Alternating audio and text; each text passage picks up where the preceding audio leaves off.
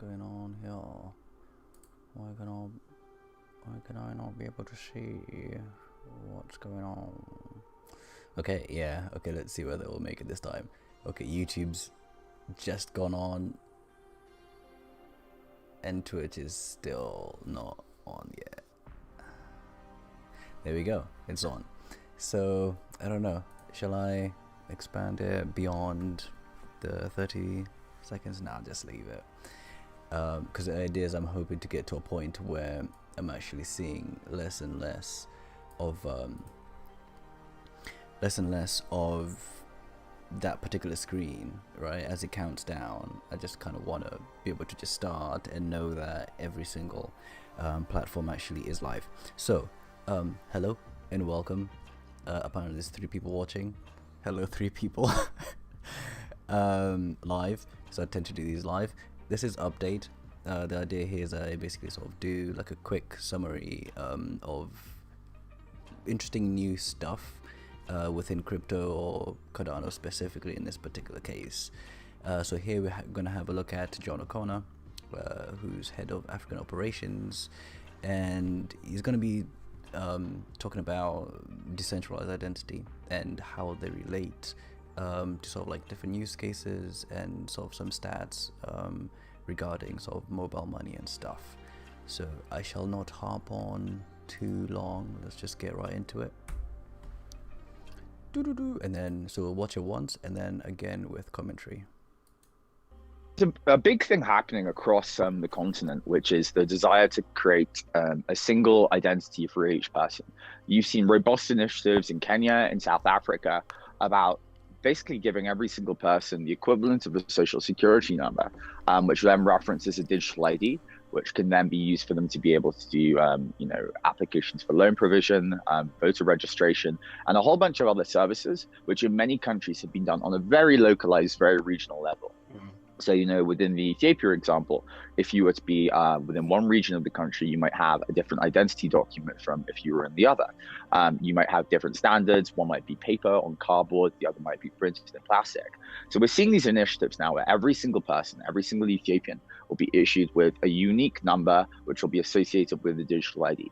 So this is very common now. It's happening all across the continent in the desire to standardize, normalize identity, and then, of course, gain the benefits that flow through that in terms of a lot of the financial services that I mentioned. In terms of people, the thing which a lot of people don't recognize is, Africa is the home of mobile money. Ethiopia is maybe a little bit later towards that trend, but M-Pesa, which was started in Kenya, 80% of all transactions within the Kenyan economy run through a mobile money solution. When you're talking about digital wallets, there's more digital wallets in the African continent than there are in any others. So you've got huge demand here for innovative technologies which solve basic problems in payments and identity, both from a government and also on a personal level. So I think that there's a big thing happening. Okay, so it's obviously looped back. Yeah, a bunch of thoughts. So I'm just gonna play it back and just sort of do a bit by bit commentary and then do like a summary towards the end. So across the continent, which is the desire to create a single identity for each person. You've seen robust initiatives in Kenya and South Africa about basically giving every single person the equivalent of a social security number, which then references a digital ID, which can then be used for them to be able to do, applications for loan provision, voter registration, and a whole bunch of other services, which in many countries have been done on a very localized, very regional level. So, within the Ethiopia example, if you were to be within one region of the country, you might have a different identity document from if you were in the other. You might have different standards. One might be paper on cardboard, the other might be printed in plastic. Okay, just 2 quick points. One, to do with the medium, right? So, he's spoken about paper, cardboard, plastic, etc. Maybe he hasn't said plastic, but he's about to say it. What's interesting here is one like huge advantage, right? Because obviously with such mediums, they're subject to deterioration in terms of weather, they're subject to things like fraud, and given the importance of the nature of identity and how much of a pivotal role it plays we really can't afford, to have it be so vulnerable to things like fraud and like, say loss as well, as just, weather as well. So that's one aspect. The other one is, the first thing I feel like jumps into mind immediately is, what about sort of like totalitarian sort of ambitions, say, because historically, whenever you have sort of governments or sort of totalitarian regimes, having like central identities is usually not a good thing. And that is absolutely right. What's different about this, and what's just great and awesome about this, is decentralized identities are owned, and all the sort of permission, access, control are on the person side, right? So that's just like a quick thing just to keep in mind, right? Like the person is the one who decides who gets what information for how long, etc. And even moving forward, like you'll be able to do such things with sort of like technology like ZK Snarks, where a third party, without actually knowing exactly what your information is able to sort of like ascertain certain things. A quick example is like, say if you go to a place where there's like an age limit, right? You're able to prove to whatever institution that you are of age, right? Without them actually knowing how old you are, right? Because traditionally you think, okay, if I'm giving someone access to know what my age is, like you're giving them your date of birth, and then they have it, kind of thing, right? And then what has happened with the internet so far is all these sort of separate people who ask for different permissions then conspire and share, and then sort of create this one identity, basically, so like through fingerprinting, as it's called, or shadow profiles, right? Such things are no longer actually going to be possible within the sort of decentralized environment with decentralized identity. ASIC. So we're seeing these initiatives now where every single person, every single Ethiopian will be issued with a unique number, which will be associated with a digital ID.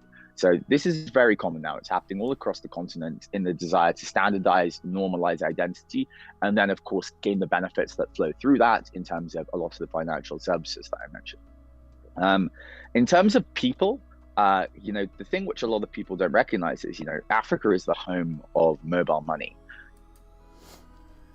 This is a good point, but just a quick one that came to mind, because he just kind of like had an ellipses in terms of when he referred to the other financial services which could then be added on.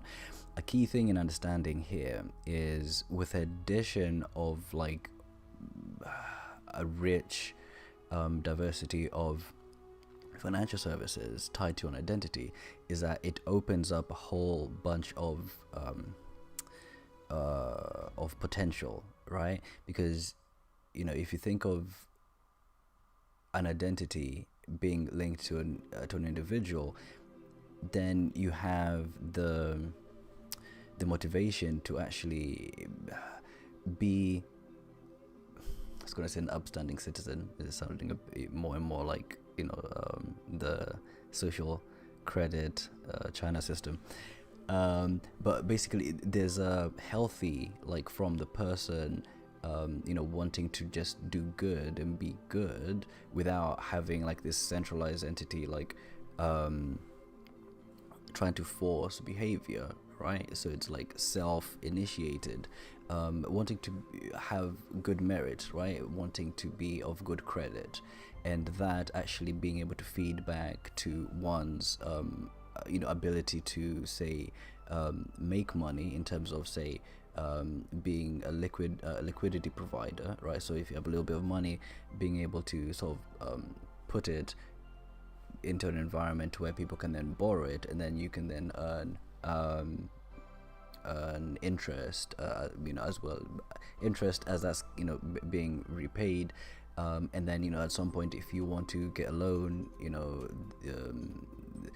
your credit history in this environment is able to work to work in your favor.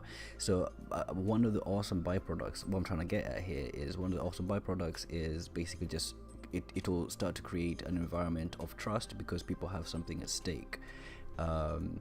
And yeah, that will just like really blossom out in a really interesting and beautiful way, you know, like, so you'd have the economics start to affect the just the social cohesiveness and just how people interact. Ethiopia is maybe a little bit later towards that trend, but M-Pesa, which was started in Kenya, 80% of all transactions within the Kenyan economy run through a mobile money solution. When you're talking about digital wallets, there's more digital wallets in the African continent than there are in any others. So you've got huge demand here for innovative technologies which solve basic problems in payments and identity, both from a government and also on a personal level. Yeah, I think. Oh, yeah, that was actually the end. Yeah, one quick point here. You know, he mentions M-Pesa. Pronounced it a little bit odd, but there you go.